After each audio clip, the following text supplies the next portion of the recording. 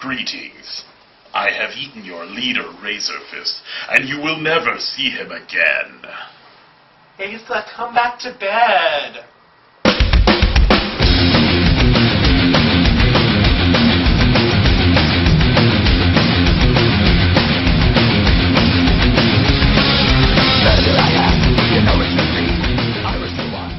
Well, you know something, Mean Gene? If this man right here, Hulk Asalieri, is standing next to me, it can only mean one thing, and that's that we're gonna go to the gun show, and we're gonna answer all your questions on a new episode of Dear Rageaholic. Oh, yeah! That's right, little Rageomaniacs! I know you've been eating your Rageroos and your Rageos, and you're ready for us to answer your questions. On second thought, I really like this shirt. Yeah! Black Factor 92 asks, Question. RazorFist. Do you think that developers will ever stop putting multiplayer and graphics at first and gameplay and story second? The short answer is no. The long answer is, fuck no. Also, do you think that White Knight Chronicles was underdated? It seemed like a fun game with some interesting concepts at play, but it was mired in terrible execution, and the story was so utterly generic it defies explanation. Oh, what's that? We have a JRPG protagonist with no memory of his childhood past, hanging out in a giant robot with a giant fucking laser sword? Oh, nothing insufferable or cliche in that equation, right? Now, if you'll excuse me, I have to go tentacle fuck a Japanese schoolgirl while posing dramatically in front of fire with my trench coat and giant sword. The fuck was I talking about? That sounded like Final Fantasy VII. Fatality65 asks, With the crossover fighting games like Marvel vs. Capcom and Tatsunoko vs. Capcom and the upcoming Street Fighter X Tekken and the unreleased out of Japan Namco X Capcom and the underrated Mortal Kombat vs. DC Universe, do you think there should be more crossover games that are not only more fighting games, but other genres of games with other characters that aren't from any video games? Like if maybe there were maybe a Shonen Jump vs. Capcom, or maybe a co-op beat-em-up Batman and Superman. Any 90s kid remembers the Amalgam Comics line, which is basically around 1994 when DC fought Marvel in a showdown. They even had ballots in all the comic books that you read. Captain America fought Batman. Storm fought Wonder Woman. Superman fought the Hulk. Green Lantern got his ass kicked by the Silver Surfer. Wolverine, he fought Lobo. You remember Lobo, don't you? Yeah, that was the big matchup. Everybody was there to see primetime Lobo. And right? Lobo was never seen or heard from again. But you want to see a game that people will play, a crossover game that people will play all day and night? It's DC versus Marvel. I would play that game until my thumbs fell the fuck off.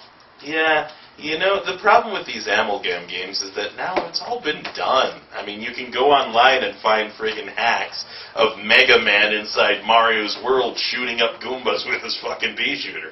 I mean, literally, if you want an amalgam game, let's have a game called Everything. Literally, it's everything. Every video game character or character that you could ever think of is all just squished into one fucking $20 game. Right. With everything, and it's a dating sim. Rockin' Sparzy asks, What is your favorite game from childhood?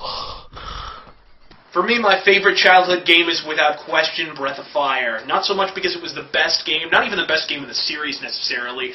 I think Breath of Fire 2 probably is in terms of overall package, but it was the first RPG I'd ever played. I was first acquainted with the concept of a turn-based battle mechanic. And another thing I really, really like is just the characters. None of them are angsty. Yeah. None of them are whining about anything at all. Yeah, no shit. Even the gayest, quote-unquote, character, and you're going to hate me, fanboys, for saying that, Gene, the frog, with his little French isms and everything, even he is manlier than any protagonist in a Final Fantasy since 7. And what exactly happened? I mean, none of the characters, exactly, are struggling with inner demons. They're kicking the shit out of outer demons. That's the entire point. Whatever happened to that kind of RPG? At what point did we stop measuring our protagonists in RPGs' merits on their, bravery and combat skill, and begin measuring them on the number of belt buckles they have on their outfit, or the cuspate mold of their spiky hair. Or how much mascara they got.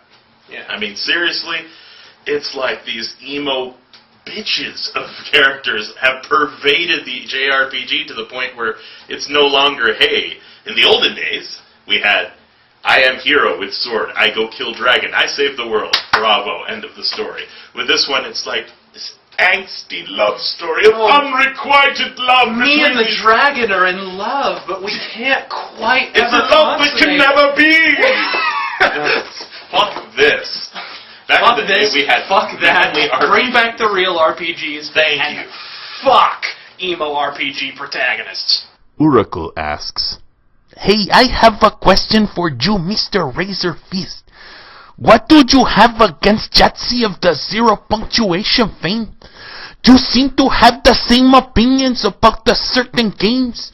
What is it about him that you just don't like to the point of calling him a crack? Alright, I've gotten this question an awful lot, so I figure it's time to either shit or get out of Yahtzee's kitchen. But I don't feel that I'm necessarily enough of an expert on the subject to do it completely alone, so why not bring in the man who reviews reviewers as his main occupation? What? Mr. Asalieri. Oh, crap. Let's have him talk about Yahtzee for a bit. Do I have to? Look, I don't Now, really... now you're sounding like me when I have to watch it. Yeah, I know. It's like, I don't really like Yahtzee that much. Okay, there are some times where he manages to get that one laugh out of me, and that's because there's that part of me There's that... about one a video.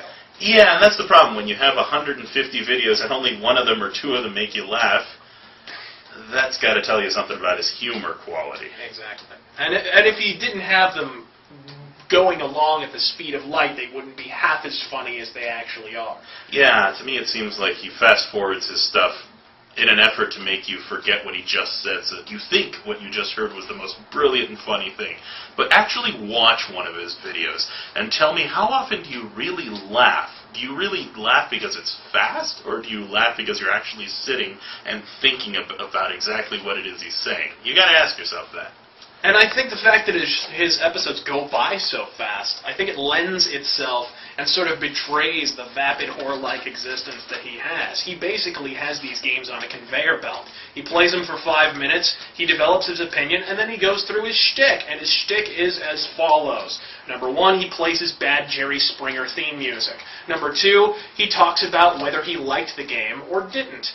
And if he didn't, that's where he starts his rant. Step 3 is him calling the game a piece of shit regardless of what he said his opinion was. And step 4 is end of video. So, if he's not a bad writer, he's a terrible comedian. Another thing I really hate about Yahtzee is the fact that he's basically admitted he didn't play video games seriously until he started his show, which I think was around 06, 07. This is the guy who missed most of the major developments. He missed the release of Deus Ex. He missed the release of System Shock 2. I mean, these are big, innovative games, and he completely missed out on them, and has only gotten into them after the fact. And yet people take his opinion as gospel truth, and holy shit, it's piss toast out. Did you notice that jump cut we made right there? I mean, jump cuts make my shit funnier. Of How course. you should review. That's right.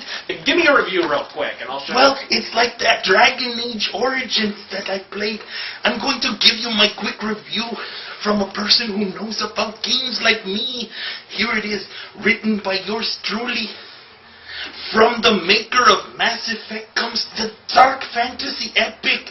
You are Grey Warden, one of the last of a legendary character in Quest. A $15 value.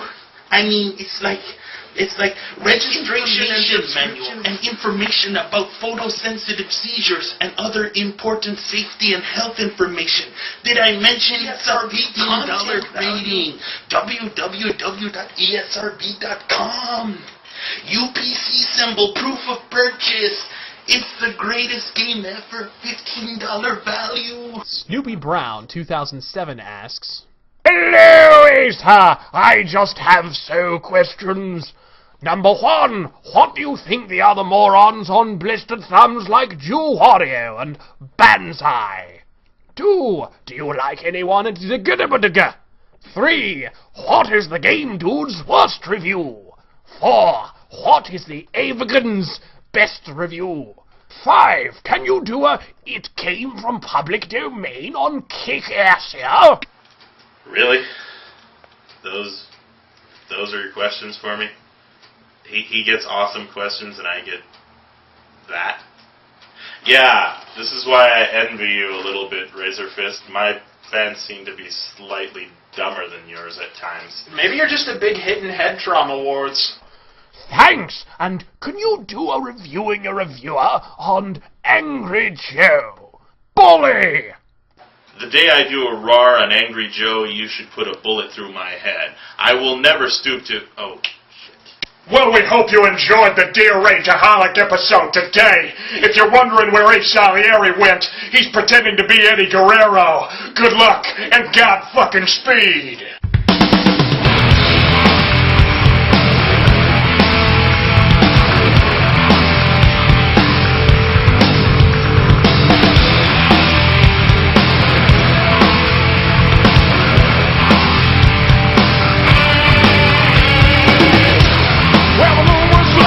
You know, Mean Gene, if this man is standing right next to me, then you know it can only mean one thing. A new episode of Dear Rageaholic. We're gonna take your questions and I'm gonna screw up really bad. Yeah! Action. No,